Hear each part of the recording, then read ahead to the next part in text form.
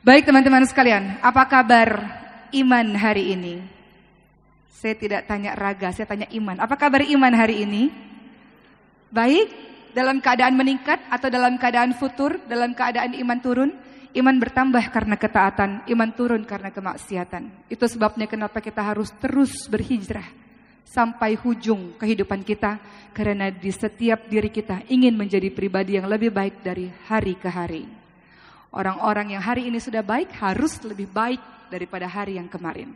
Dan hari ini saya hendak menceritakan sebuah kisah hijrah dari seorang sahabat Rasulullah SAW, yakni Abdurrahman bin Auf radhiyallahu anhu.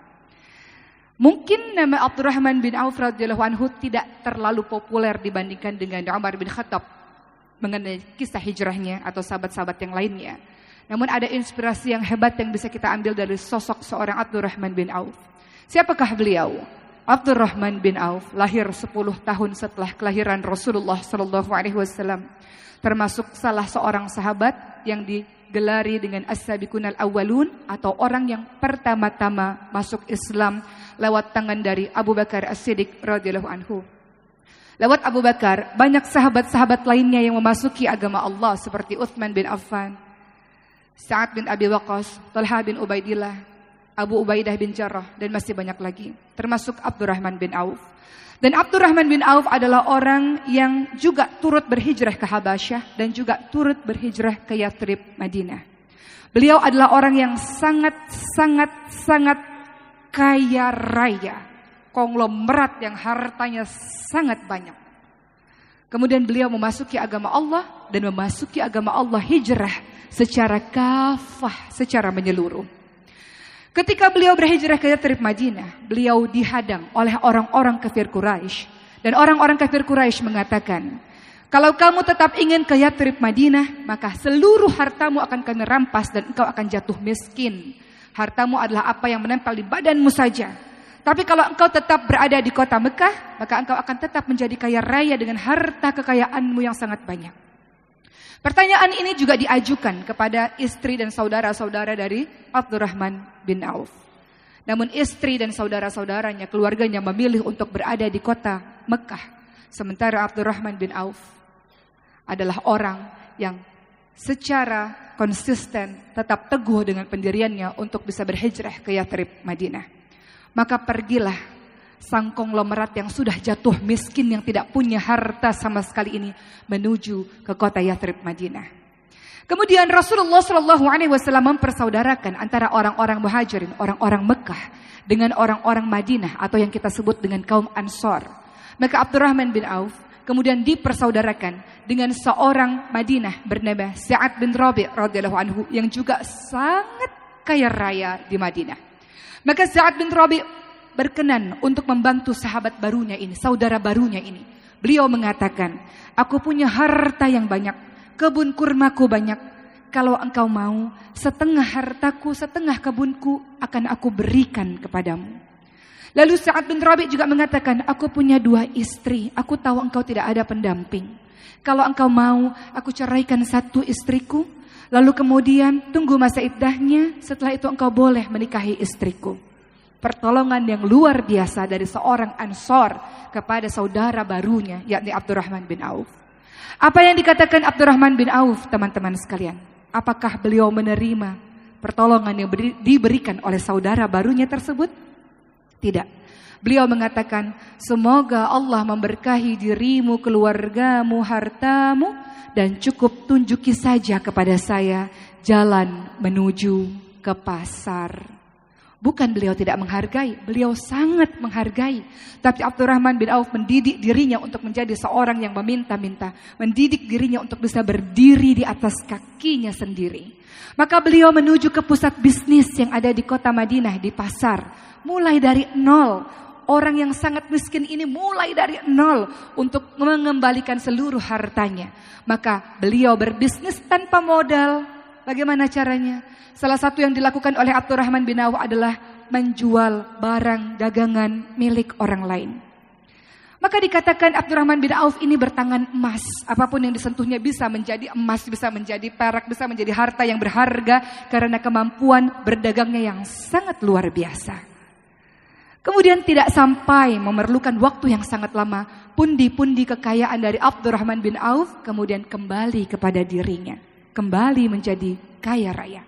Kaya, miskin, kembali jadi kaya raya. Lalu apa yang dilakukan oleh Abdurrahman bin Auf dengan harta kekayaannya yang melimpah, teman-teman sekalian? Beliau merasa takut. Harta yang banyak menyulitkan beliau untuk bersanding dengan sahabat-sahabat mulia yang lainnya. Maka beliau memberikan hartanya di jalan Allah Subhanahu wa taala. Pernah pada suatu peristiwa yang dinamakan dengan perang Tabuk. Pada saat itu seluruh sahabat, kecuali orang-orang munafik, orang-orang tua, orang-orang sakit yang tidak ikut berperang, seluruh sahabat berperang melawan orang-orang Romawi. Jaraknya sangat jauh. Sehingga mereka semua pulang ke Madinah, kurma-kurma mereka tidak laku, terjual. Kurma-kurmanya menjadi busuk. Lalu Abdurrahman bin Auf ingin sekali membantu para sahabat-sahabatnya. Maka Abdurrahman bin Auf membeli seluruh kurma-kurma busuk itu dengan niatan untuk menolong sahabat-sahabat yang sedang berjualan kurma yang tidak laku karena busuk tersebut. Niat ingin membantu, niat ingin mengurangi harta, justru semakin banyak berinfak, semakin banyak Allah mengganti rezeki tersebut. Tiba-tiba ada utusan dari kerajaan yang lain mengatakan, kami berkeliling ke negara-negara lainnya mencari kurma busuk untuk jadi obat. Ternyata engkau yang memilikinya, wahai Abdurrahman bin Auf. Maka kami akan beli dengan harga yang sangat tinggi. Ternyata Allah berikan lipat ganda keuntungan dari Abdurrahman bin Auf. Padahal niatnya adalah untuk membantu para sahabatnya. Abdurrahman bin Auf juga menyerahkan hadiah uang yang sangat banyak. 400 dirham per orang yang ikut dalam perang Badar. Bahkan Utsman bin Affan radhiyallahu anhu yang sangat kaya raya juga ikut menerimanya harta dari Abdurrahman bin Auf. Dan Utsman bin Affan mengatakan harta Abdurrahman bin Auf ini berkah dan bersih, halal, sebuah kesembuhan, sebuah kebaikan. Begitu kata Utsman bin Affan. Waktu terus berjalan dan Rasulullah SAW wafat. Pada suatu ketika Madinah yang tenang tiba-tiba terdengar gegap gempita, kemudian terdengar suara yang sangat berisik dan kemudian ada debu-debu yang berterbangan sampai seluruh orang keluar dari rumah dan mereka mengatakan, apa yang terjadi di Madinah ini? Aisyah pun berkata, apa yang terjadi sesungguhnya?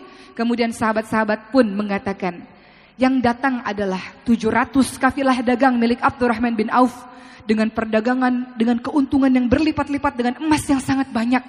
Lalu Aisyah pun mengatakan, aku pernah mendengar Rasulullah SAW mengingatkan bahwa Abdurrahman bin Auf memang masuk syurga, tapi dengan cara merangkak. Karena terlalu banyak harta yang dimilikinya, menyebabkan dihisapnya sangat lama. Abdurrahman bin Auf masuk syurga, namun dengan cara merangkak. Mendengar kalimat ini, Abdurrahman bin Auf lebih ketakutan dari sebelumnya. Maka ia menyerahkan seluruh hartanya di jalan Allah Subhanahu wa taala, seluruhnya di jalan Allah Subhanahu wa taala, membantu orang-orang miskin yang ada di Madinah, membantu orang-orang yang memerlukan lewat harta dari Abdurrahman bin Auf. Abdurrahman bin Auf memiliki kedudukan yang sangat penting di Madinah, teman-teman sekalian. Semua sayang, semua cinta dengan Abdurrahman bin Auf.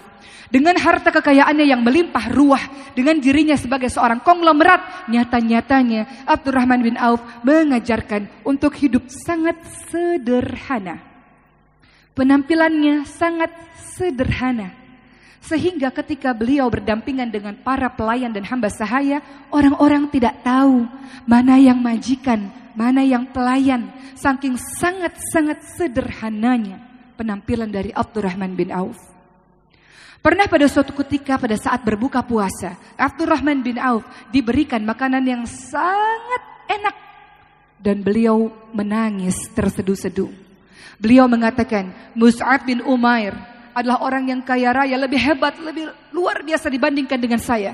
Namun wafatnya dalam perang Uhud, ketika kain kafan ditarik ke kepalanya, kakinya terlihat. Ketika kain kafan ditarik ke kakinya, kepalanya terlihat. Bahkan dia tidak punya kain kafan untuk menutupi jenazahnya.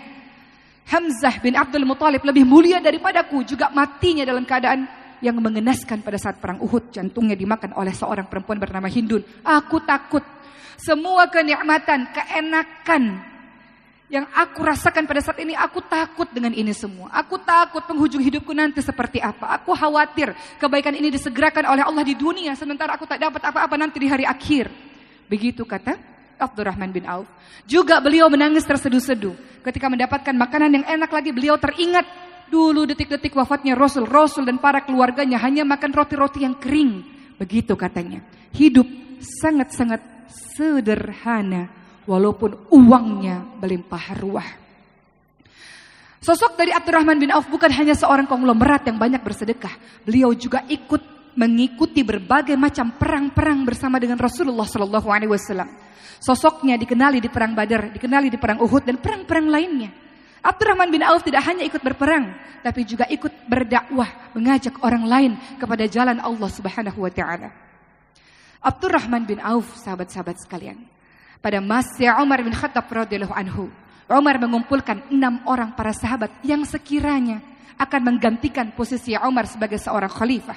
Maka seluruh sahabat menunjuk kepada Abdurrahman bin Auf untuk menjadi penggantinya Umar bin Khattab.